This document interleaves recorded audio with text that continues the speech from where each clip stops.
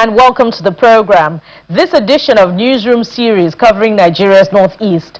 I am Bukola Koka, and we begin in Bauchi State, where the local economy is getting a boost as the government signs 2 landmark memoranda of understanding with Saudi Arabian investors to explore investment opportunity in multiple sectors, including the agriculture sector and others, all aimed at promoting sustainable development. At the signing ceremony presided over by Governor Bala Mohammed, parties reaffirmed their commitment to harnessing the state's vast economic potential for mutual benefit. Our correspondent Hajara Aliu reports.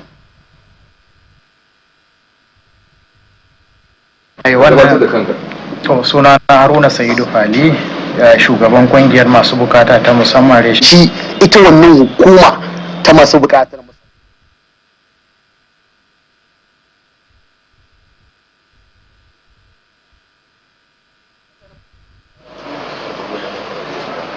A delegation of investors from Saudi Arabia are paying Governor Bala Mohammed of Bauchi State a courtesy visit as part of efforts to explore the investment opportunities in the state. Speaking through an interpreter, the leader of the delegation explains what inspired the visit and interest in the state, as he expresses interest in key sectors of the state.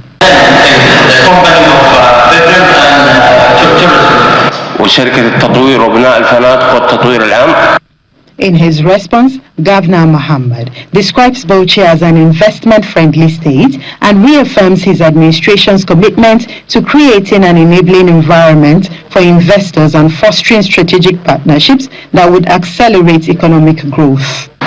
Here in Bauchi, our investment drive has brought interest worth over $5.7 billion, and there are even Saudi investors that our brother, the General Council, has brought, and they are all working to make sure it is actualized in the areas we have shown interest. That is real sector, including infrastructure, housing, soil and minerals, agriculture, and so on and so forth, especially oil and gas. A day after the visit, the engagement culminates in the signing of 2 memoranda of understanding. The first MOU provides a framework for the annual provision of Hajj services to the Bauchi state government. The second establishes a strategic partnership in agriculture, mining, infrastructure, tourism and hospitality. Now this followed, Your Excellency, 2 days of extensive discussions in these areas, which has also been followed up by visits by the golden contractors to some areas in the state to see these potentials that we have. The agreements were signed on behalf of the Bauchi state government by the Secretary to the state government and the Commissioner for Justice and Attorney General, Mr. Hassan El Yaqub, with the delegation. The signing ceremony was witnessed by Governor Bala Mohammed. Hajara Aliu, Channels Television News.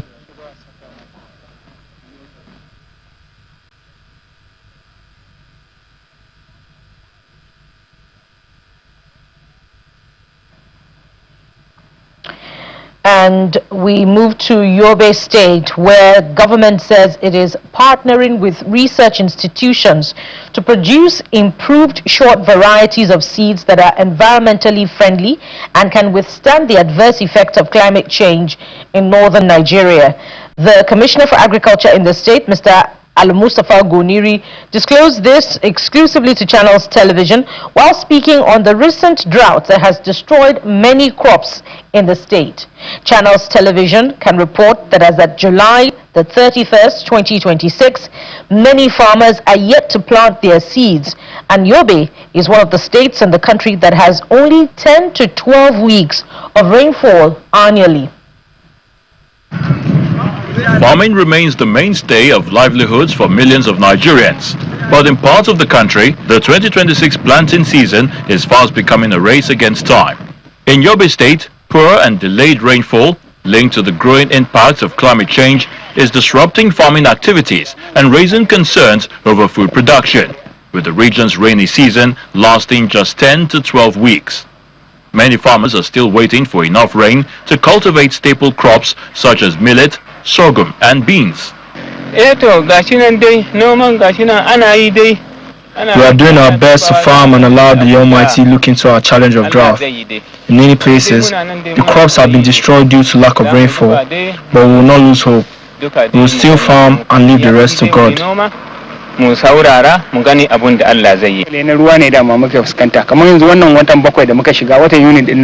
Our biggest challenge here is rainfall. For weeks, no rainfall, so just 2 days back we got the rain. As you can see, we are planting beans. Even the millets and the rest we planted long ago have not grown. Had it been there's rain, they are supposed to pass this stage, but look at them. As a matter of fact, we are facing serious challenge here.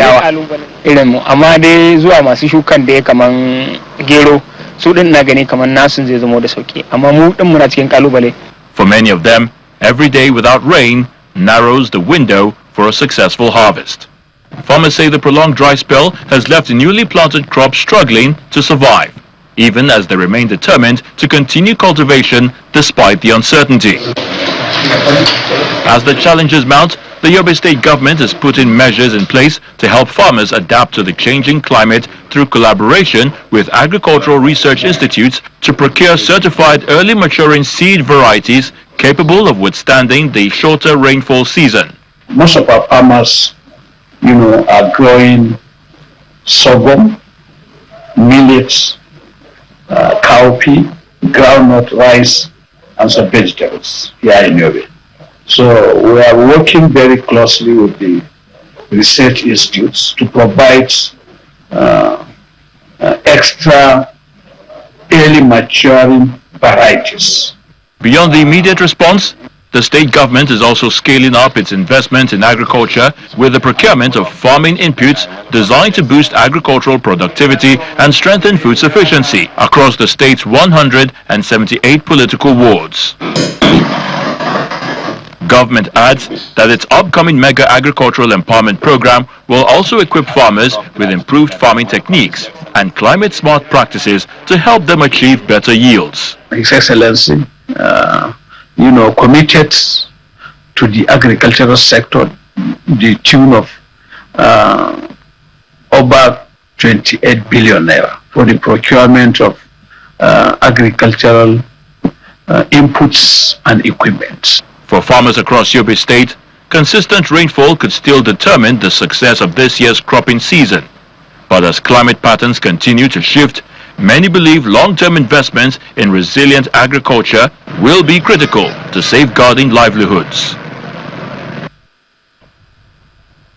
And in Adamawa State, the government is taking steps to consolidate the existing peace between farmers and herders by building the capacity of the groups on grievance redress mechanism, peace building and conflict resolution. Addressing participants at a training program for the pastoralists and farmers in Yola, the state capital, the Adamawa State Commissioner for Livestock Development and Agriculture, Mr. Abdullahi Usman, says Governor Umar Fintiri has worked hard in curbing the conflicts which in the past led to loss of life and the destruction of livelihoods. What we are able to identify and please take the necessary measures so that we are supported. That is what is not early warning. Public always do warn, then you have to respond early so that you can control the situation. At this juncture, on behalf of my honorable commissioner, I wish to declare the workshop open.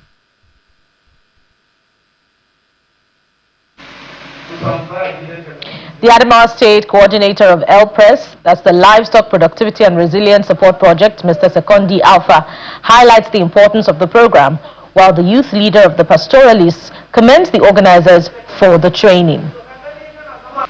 Our expectation is at the end of this meeting, they will go back home as our change ambassadors And of course, Adamawa has been rated as one of the peaceful states in the north, in the northern Nigeria. And we want this peace to be maintained so that our economy and the GDP of Adamawa will continue to grow as we are recording. I learned a lot. I learned how to go home and set peace committee clusters in order to address the conflict between the farmers and the pastoralists. And it's one of our major challenges or problems that we are facing year by year always. So it's an opportunity for us to attend this training, and then we have learned a lot. We can go home and apply what we have learned.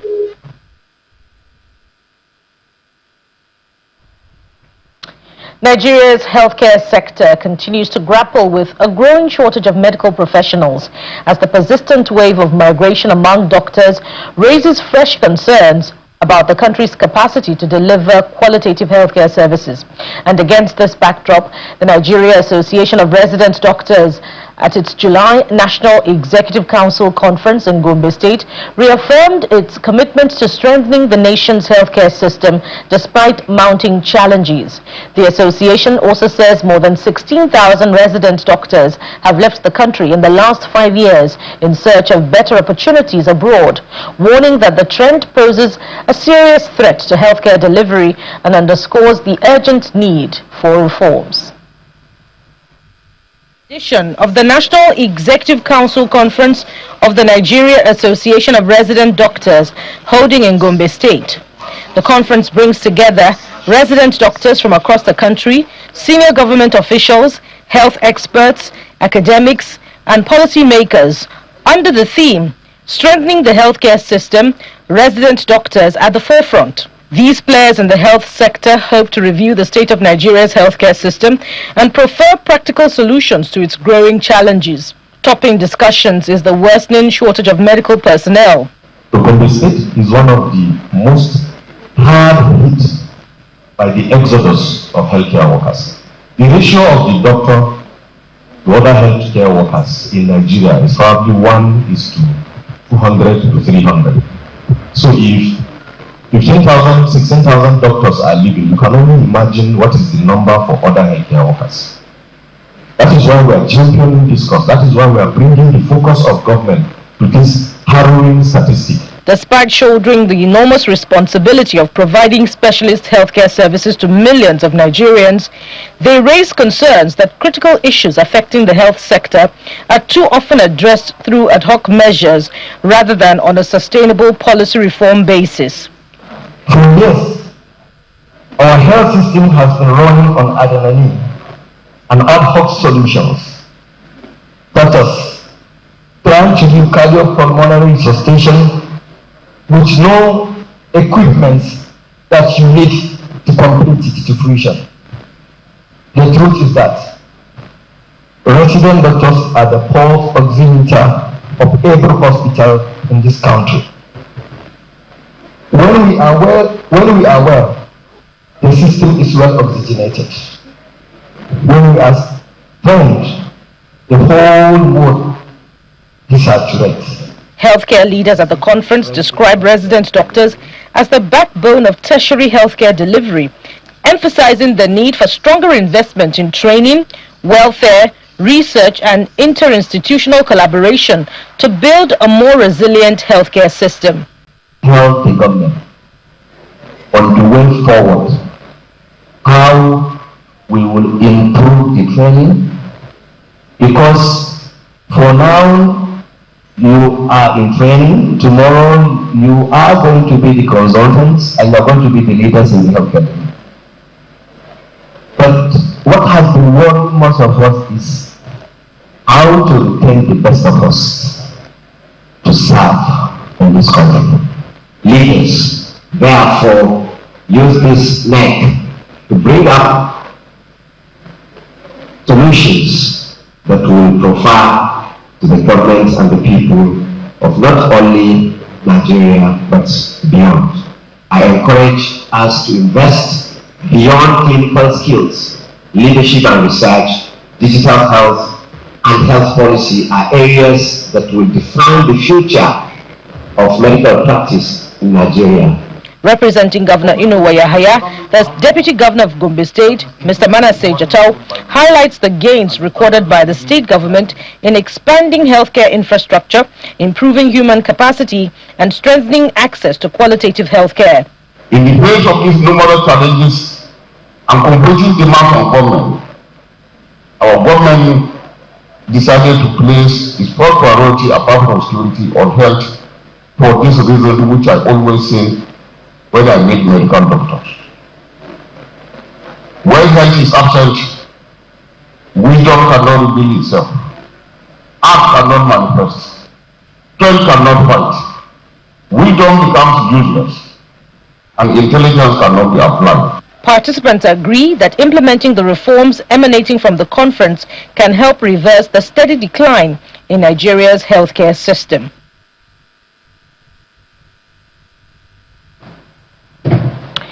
When we return from this break, the community of persons living with disability in Bauchi State sends a note of gratitude to the government for passing into law the Commission for Persons with Disabilities Bill.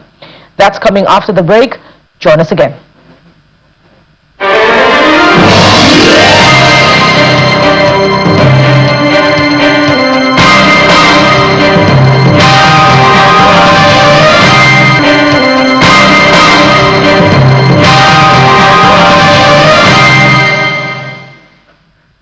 Welcome back.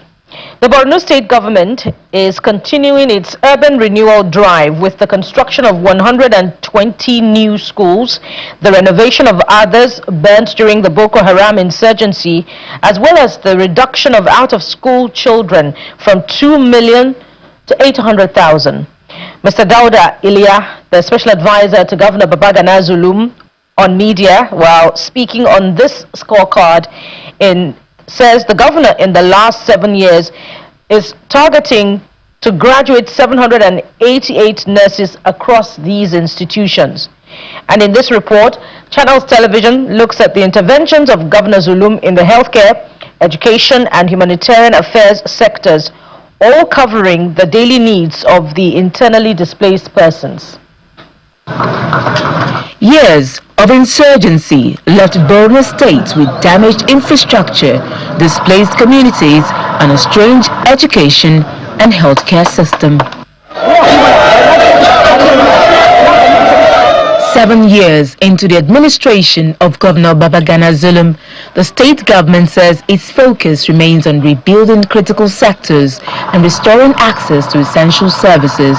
120 new schools, including mega schools, have been constructed across the 27 local government areas, while several others destroyed during the insurgency have been rehabilitated. This intervention has helped reduce the number of out-of-school children from about 2 million in 2019 to 800,000. Aside from building schools, in the last 7 years, His Excellency has constructed 120 new schools, including 109 mega schools, in addition to hospitals, primary healthcare centers, general hospitals across the state. And he has this vision that you cannot continue to build structures without commensurate human capital development. And that is why, for instance, in the education sector, His Excellency has scaled up the number of children that will be accommodated into schools. The state government says it is also strengthening healthcare delivery through the construction of primary healthcare centers, general hospitals, and an orthopedic hospital. In addition to this, 2 colleges of nursing and midwifery have been established in Gwaza and Mongono, bringing the total to 3. The state is also sponsoring medical students to study within and outside Nigeria. The total number of output of every year is 300 basic nurses. But when His Excellency came into power, he felt that this is gradually inadequate. And that is why he established 2 additional colleges of nursing, one in Mongono and one in Goza. So now we have 3 colleges of nursing, and the turnout, the number of graduates every year with regards to general nursing is about 788. So the number has increased virtually 150%. Beyond education and healthcare, The government says humanitarian interventions have remained central to its post-insurgency recovery plan, with thousands of displaced persons returned to their communities in a dignified and coordinated process. We have seen since he came into power that the intervention from international communities are dwindling.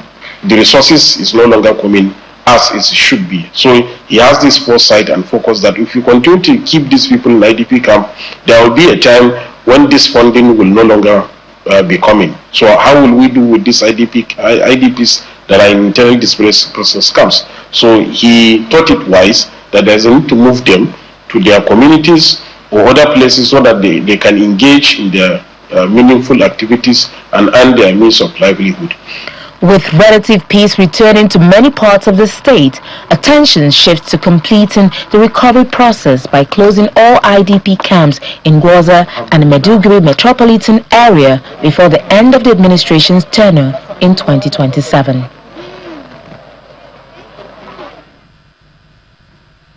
Welcome back. Exclusive breastfeeding has remained one of the most cost-effective and impactful practice that promotes public health, provides complete nutrition for infants during the first 6 months of life.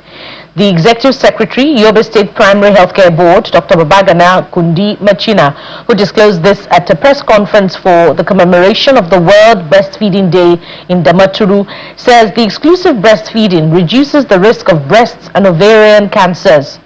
The 2026 theme, Breastfeeding for Sustainable Start in Life, Strengthen What Works, is geared towards reminding the general public of the significance of exclusive breastfeeding.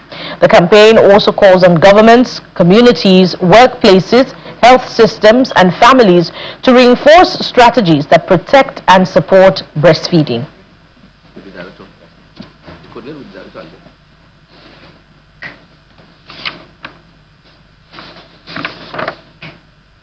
The Taraba State Universal Basic Education Board, in collaboration with the Universal Basic Education Commission, has commenced a talent hunt to raise new champions in sporting activities across the state.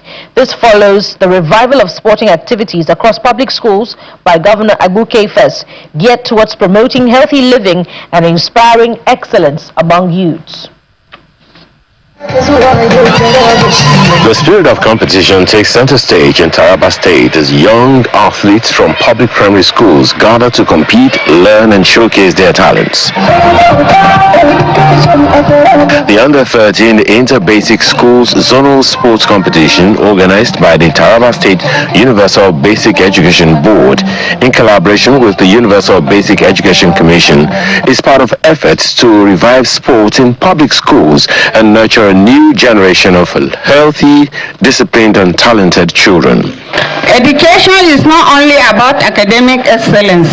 It also involves nurturing healthy, disciplined, confident and responsible young people. Sports remain one of the most effective ways of achieving this objective. Reviving school sports, seen as an essential part of holistic education, providing pupils with opportunities to develop physical abilities of the children alongside their academic potential. It also reflects a commitment to developing well-rounded learners through active participation in sporting activities. This program is another demonstration of the unwavering commitment of the Universal Basic Education Commission in collaboration with Taraba State Universal Basic Education Board to promoting quality basic education through holistic child development. Education is not limited to classroom instruction alone. It encompasses the physical, social, emotional and mental development of learners. Stakeholders in the education sector describe the competition as an important platform for identifying and nurturing young sporting talents who could go on to represent the state and the country in national and international competitions. As our youth athletes compete, I encourage them to uphold the values of fairness, respect and sportsmanship, remembering that participation, learning and character development are as important as victory, which is the hallmark of education policy of Governor Dr. Abu Keifas. I want to encourage our teachers also to go back home and make sure they are serious with sport so that we can have healthy children that will love to, pick sports as a career. For organizers, reviving school sports is about creating opportunities for children to discover their potential while building a strong foundation for Taraba's sporting future.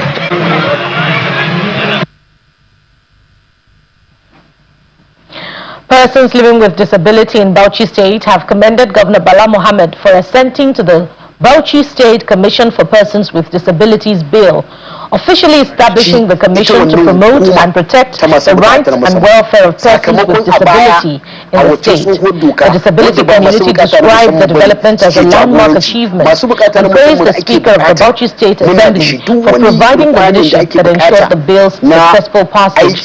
Stakeholders say the commission is expected to implement programs that will empower persons with disabilities through skill acquisition, the reduction of street begging, and improvement in access to social amenity and other government interventions. The new law follows sustained advocacy by persons with disability who last year visited the Bauchi State House of Assembly to push for the domestication of the Discrimination Against Persons with Disabilities Act 2018, a federal law that protects the rights of persons with disability. On behalf of all the disability communities across Bauchi State, we express our deepest gratitude to His Excellency Senator Bala Abdul Qadir Muhammad Kauran Daular Usmaniya for assenting to the Bauchi State Commission for Persons with Disabilities Law. By signing this landmark legislation, His Excellency has reaffirmed his administration's commitment to inclusive governance and equal opportunities for all citizens. This achievement brings renewed hope for thousands of persons with disabilities who have long advocated for the protection of their rights and full participation in the development of our dear state. The Commission is going to design a program where her members are going to be empowered through skill acquisition, and they will establish centers not only at the senatorial district. They make sure they establish skill acquisition in the 20 local government so that they will alleviate their poverty. Their members are suffering because some of them doesn't have skills. That's why they are out for begging for their daily needs. And this commission will make sure that all their needs are going to be addressed. And that's it on the program. This edition of Newsroom series covering Nigeria's Northeast. Thank you for watching. I will be back again same time next week with another round of reports from different regions of the country. I am Bukola Koka. Bye for now.